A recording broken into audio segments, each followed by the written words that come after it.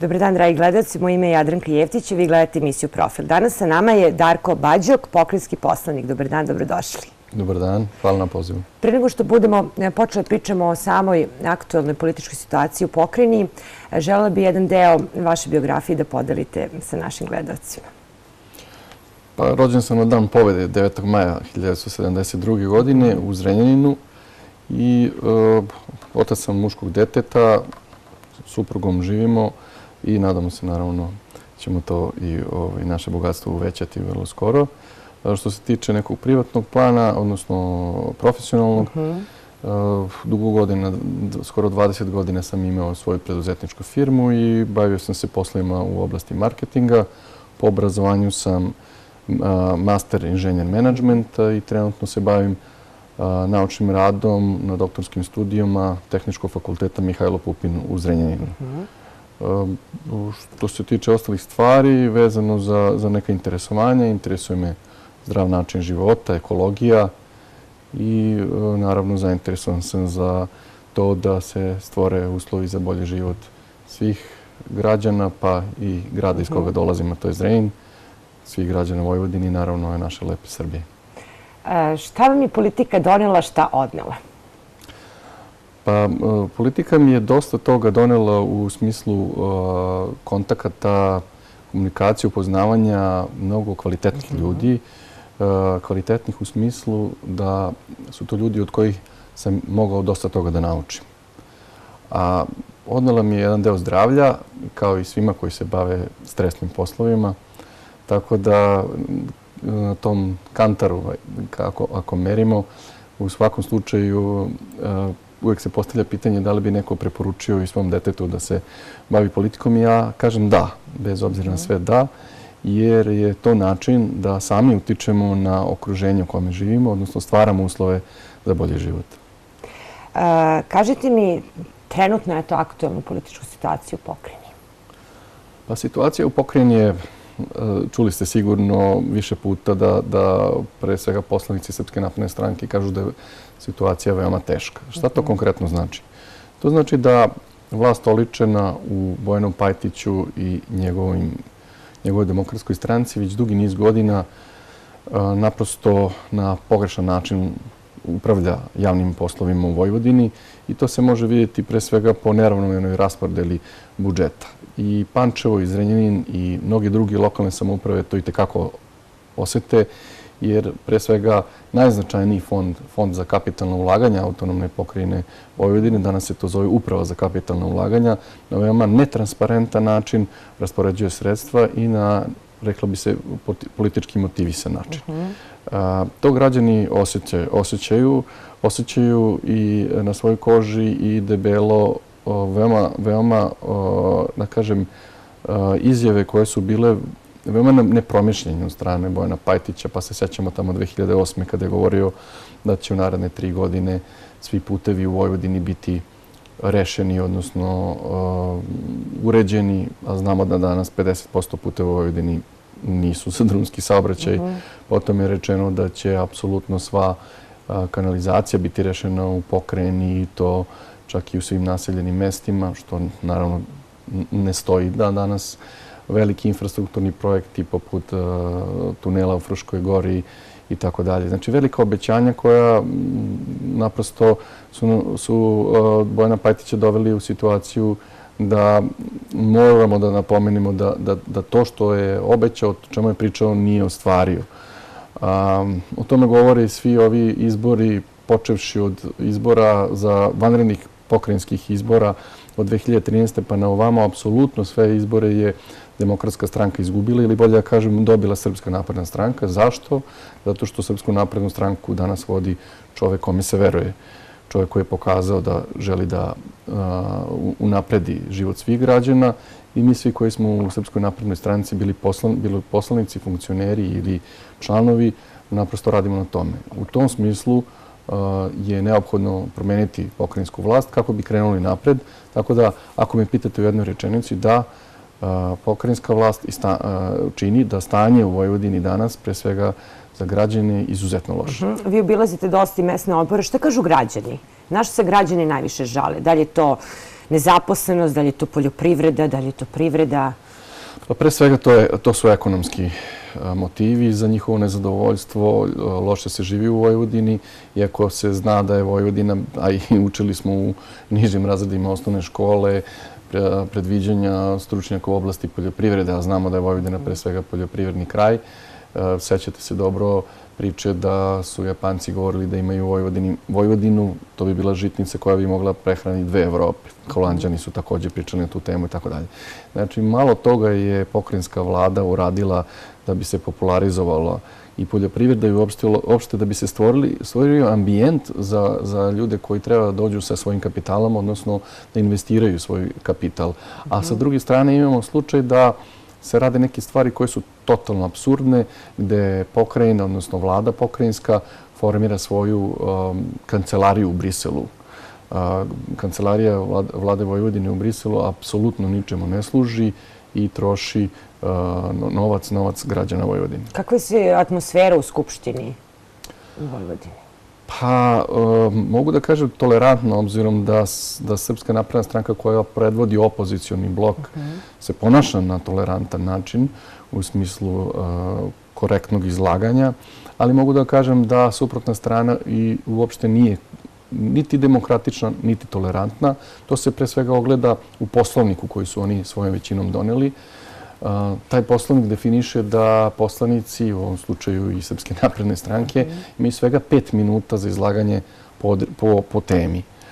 Nemamo pravo na repliku članu vlade, samim tim nemamo pravo na repliku ni predsjedniku vlade Vojvodine, dok je njihovo vreme za izlaganje neograničeno i njihovo pravo na repliku je također neograničeno.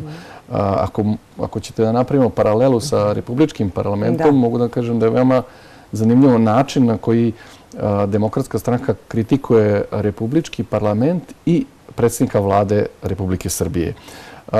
Znate da su pravili neku durmu tamo sa lutkom u skupštinskom zdanju, gde su pokušavali da aludiraju na to kako nije dovoljno prisutan predsjednik vlade na skupštinskim zasedanjima, što ne odgovara naravno istini. Predsjednik vlade provodi mnogo vremena u Skupštini, daje priliku poslanicima da ga pitaju, daje im odgovore na ta pitanja. Znamo slučajeve kada i po 10 sati se provede u skupštinskoj klupi. Za razliku od Bojana Pajtića, koji se punih 7 meseci nije udostojio da prisustuje skupštinskom zasedanju. Izvinjavam, gospodin Bojan Pajtić, koliko je na vlasti? 15 godina? Tako je. I je li to normalno da neko bude na vlasti sa toliko malo birača, 5%? Pa znate kako, definitivno da nije i definitivno da dolazi vreme kada će se to i materializovati, odnosno pokazati.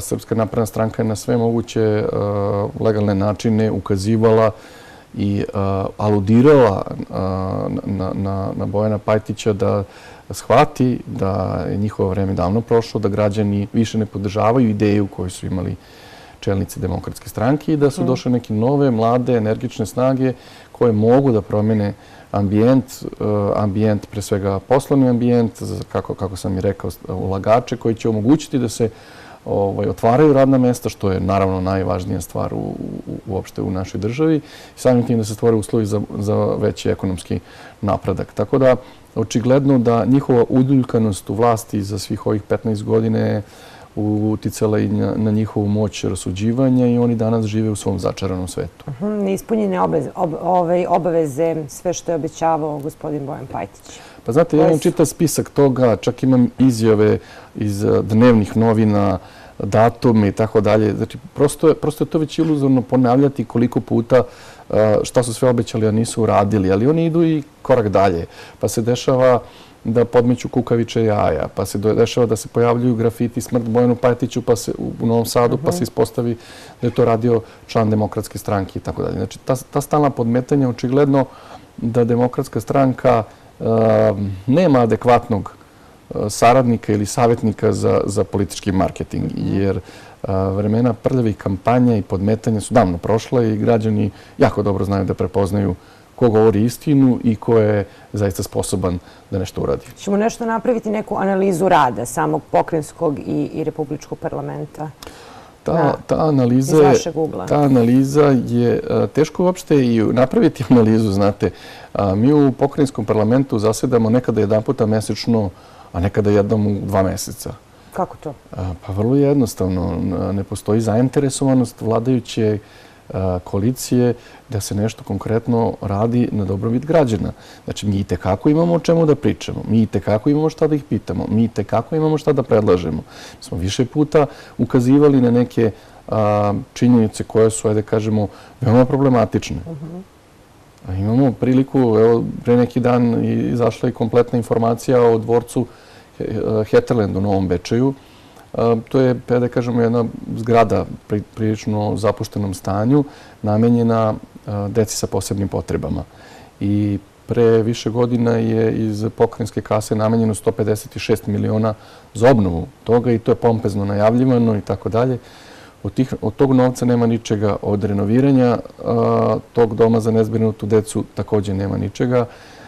Mi kao Srpska napredna stranka upozoravali smo Demokratsku stranku, tražili smo da se ispita, pogotovo Uprava za kapitalna ulaganja, čija je direktno nadležnost za tako nešto, gde je direktor Uprave za kapitalna ulaganja rekao da treba to ispitati. Pa slažem se da treba ispitati, ali zašto ste dozvolili da do toga dođe? Tako da ne želim da pričam više o tome, želim da nadležni organi urade svoj posao do kraja i da se zaista pokaže ko je toliko sebi dozvolio da čak i na uštrb dece sa posebnim potrebama vrši zloupotrebe.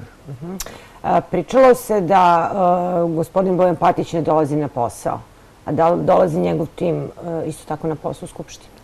Pazite, Bojan Pajtić punih 7 meseci nije prisustvovao zasedanjima Skupštine. Autonomne pokrajine Vojvodine 2 puta je bio na nekim tematskim svečanim sednicama kada i nemamo priliku za razgovor na teme koje su za nas daleko važnije.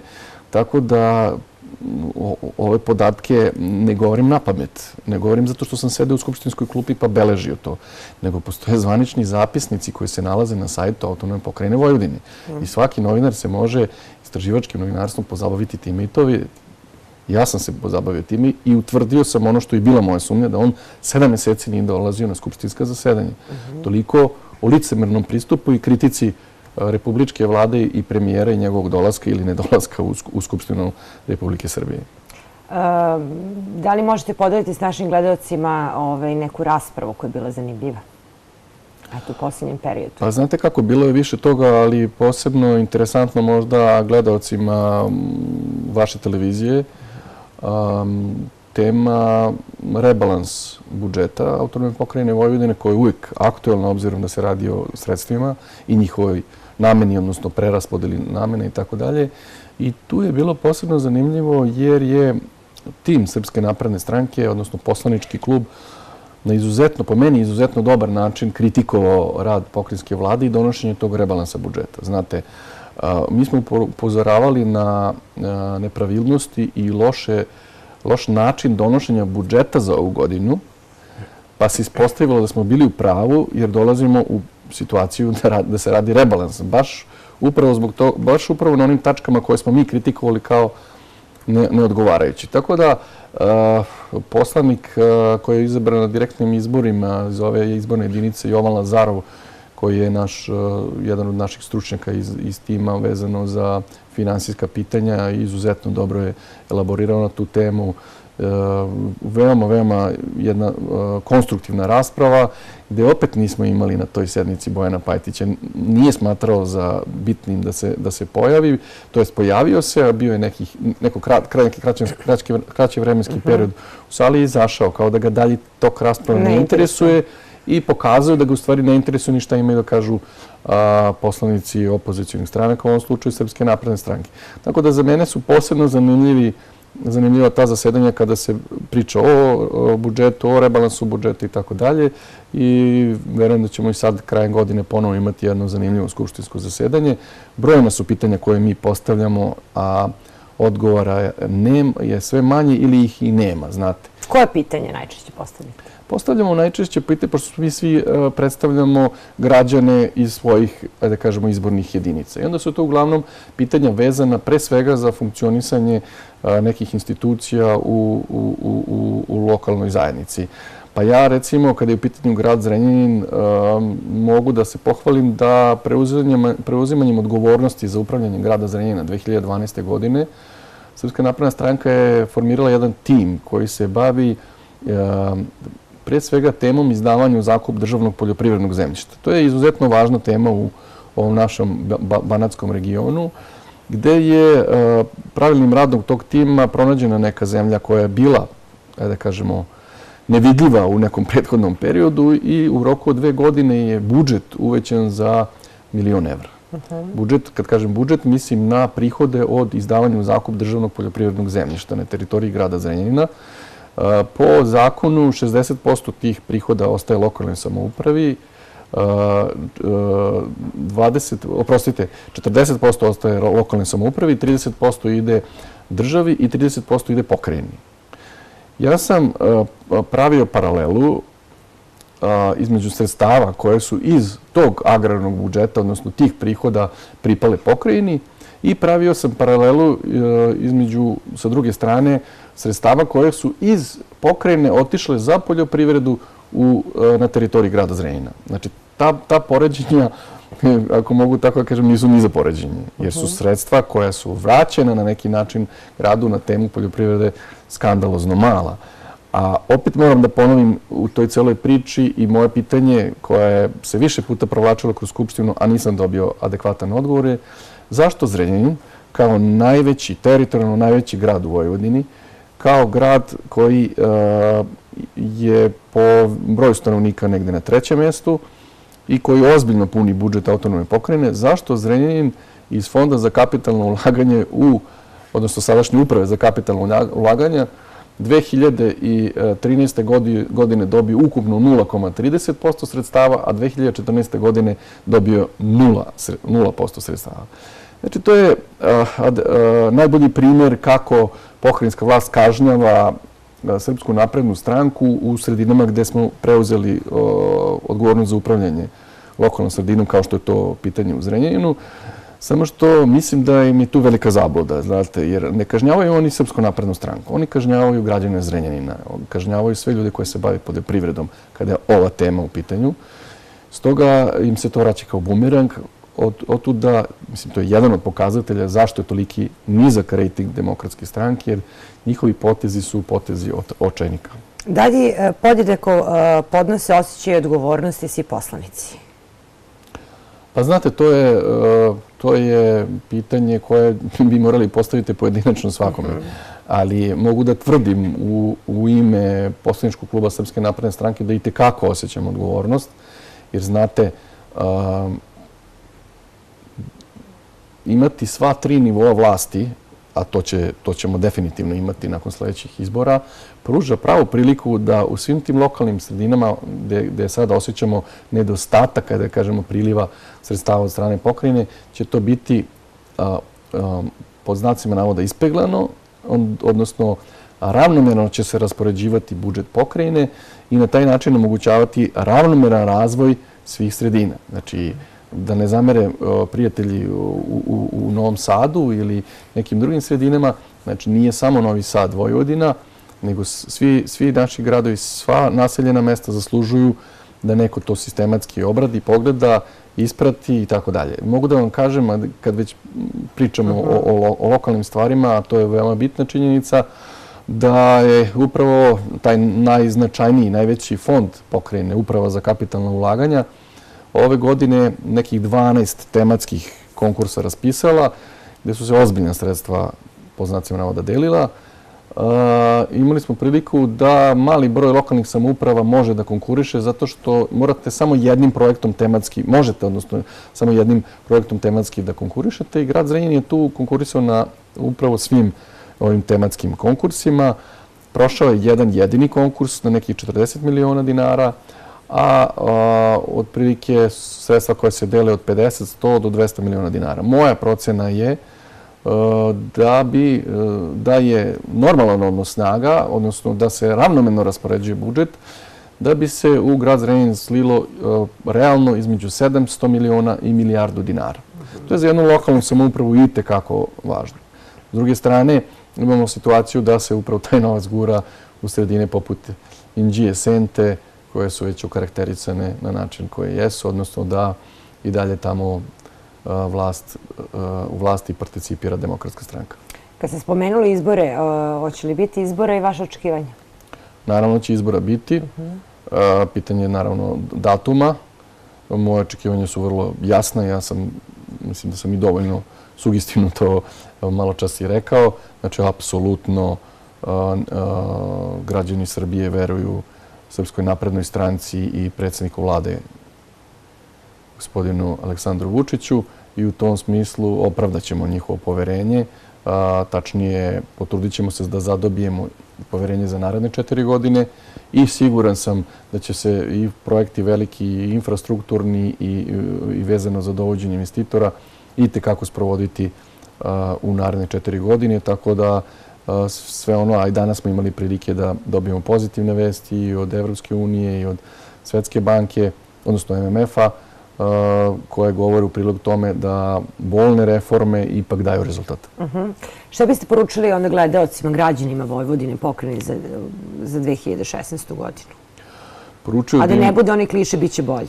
Znate kako, pre svega poželeo bih im dobro zdravlje, a sa druge strane uveravam ih da poslanici Srpske napredne stranke i svi koji rade na tome da u ovoj državi zaista bude bolje, rade svoj posao, da u našim redovima ima i tekako stručnih ljudi koji su spremni da iznesu ovaj teret promjena u pokrajini i definitivno će se to osjetiti odmah nakon izbora.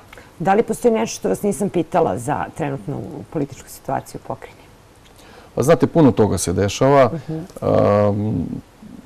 Nije na nama da mi, kako da vam kažem, se žalimo na rad pokrajinske vlade. Na nama je da kritikujemo to na način na koji to i radimo sa puno, da kažemo, dokaznog materijala i puno činjenica, istinitih činjenica. Ja se izvinjam, ste vi to nešto pripremili ispred sebe da podelite s našim gledalcima ili ste se to baš profesionalno pripremili za emisiju, pa vam se ovim putem i zahvaljujem. Pa znate kako, mnogo toga tu postoji, postoje izjave koje sam i pominjao, samo jedno ću izdvojiti. Možete nekoliko.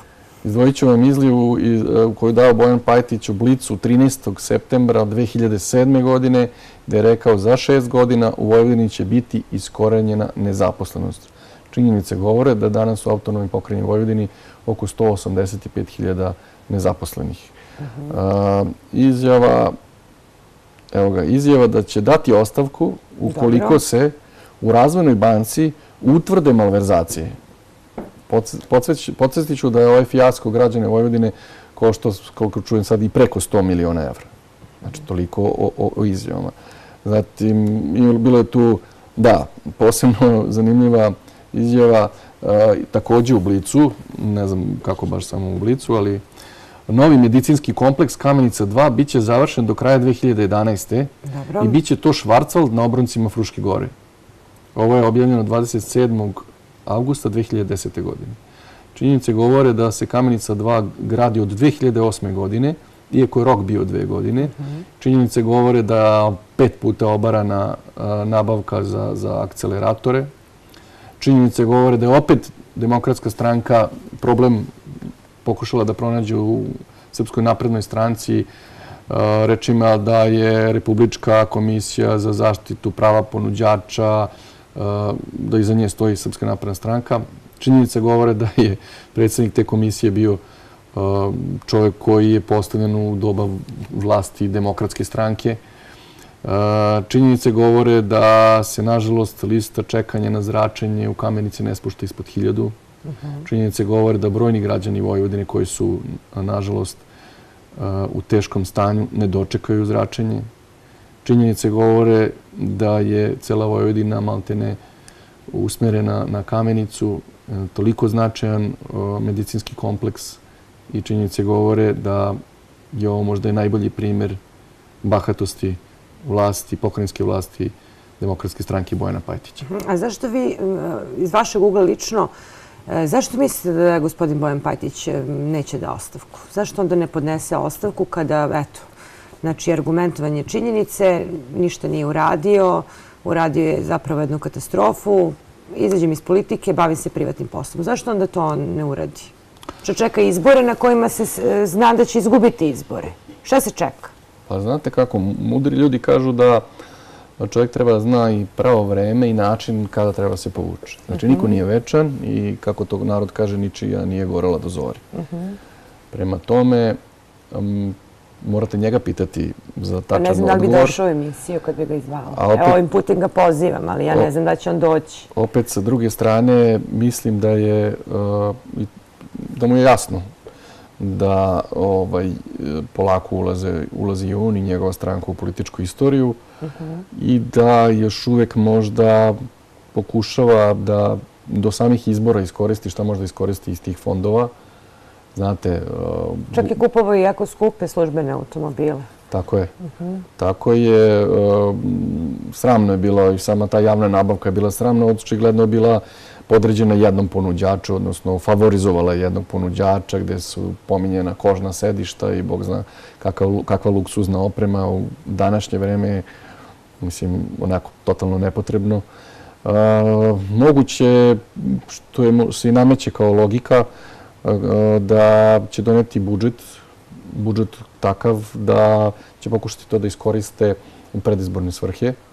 Naravno, poslanici Srpske napredne stranke će se boriti protiv toga. Poslanici Srpske napredne stranke će u pokrajinskom parlamentu i tekako ukazivati na sve ono što je zloupotreba i na sve ono što može generalno da donese nešto loše građanima, pre svega Vojvodine, a onda i Srbije. Vi ste također član glavnog odbora Srpske napredne stranke. Ja sam član izvršnog odbora i glavnog odbora Srpske napredne stranke. Zašto baš Srpska napredna stranka? Pa moja priča je malo lična. Pre svega u gradu Zrenjaninu sve u doba kada je Goran Knežević, potpredsednik Srpske napredne stranke, bio u 2 mandata gradonačelnik i tekako radilo i gradilo. U to vreme nisam bio član ni jedne stranke i ovo mi je prva politička stranka u koju sam se učlanio. Znači, do 2008. godine je Zrenjanin, što se kaže, u Zrenjaninu se radilo i gradilo. Stvoren je koncept industrijskih zona, ozbiljni investitori su ušli, u roku od 2,5 godine 5.500 ljudi se zaposlilo, pa posle još 1.500 i tako dalje. U jednoj prilici sam na lokalnoj televiziji upravo gostovanje Gorana Kneževića gledao, gde je on pričao o tome da se dugoročnim planom do 2016. godine očekuje da Zrenjanin uvozi radnu snagu, pod znacima navoda. To znači da će svi Zrenjaninci bili zaposleni i da ćemo još imati potrebe da dolaze ljudi sa strane da se zapošljavaju u Zrenjaninu. Iskreno kažem, tada sam se bavio privatnim preduzetništvom i za meni je to zvučalo nerealno. Kako je vreme proticalo, sve više sam se uveravao da taj čovjek ima pravo, da taj čovjek napravio adekvatne uslove, što je posle dokazivalo i one brojne nagrade, Zrenjanin grad budućnosti, Goran Knežević, gradonačelnik sa vizijom i tako dalje. I onda je naglo prekinut njegov put i put razvoja grada. On je uhapšen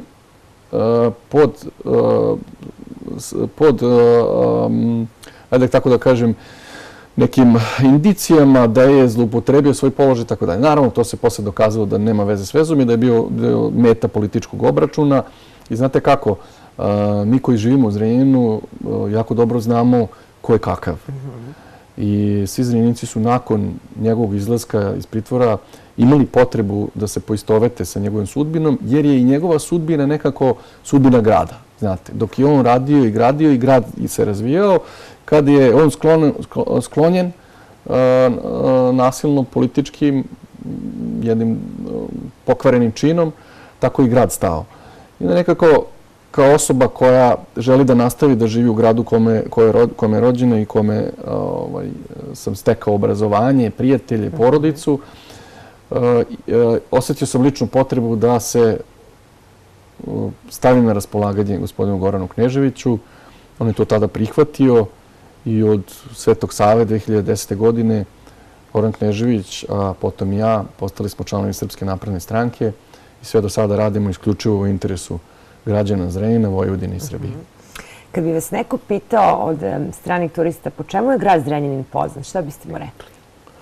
Pa ovako, turistički Zrenjanin na prvu loptu ima manifestaciju Dani piva koja je od izuzetnog značaja za Zrenjanin. Ove godine on imala rekordnu posetu od blizu 500.000 posetilaca. Verujem da ste i vi kao naši dobre komšije imali priliku da nas posetite. Predivna atmosfera, naprosto grad je život tih dana i to je, da kažemo, jedna manifestacija koja je vrlo značajna i za imidž samog grada. A obzirom da sam rekao da sam se bavio i pre ulaska u politiku privatnim preduzetničkim biznisom, odnosno imao sam marketinšku agenciju, kreator sam Vikenda u centru. To je manifestacija koja se u Zrenjaninu sprovodila upravo radi privlačenja pažnje stranih investitora. Jer znate, ajde sad je ovo možda neki mali štos kojim smo se mi u Zrenjaninu koristili, ali nemam problem da ga podelim sa svima.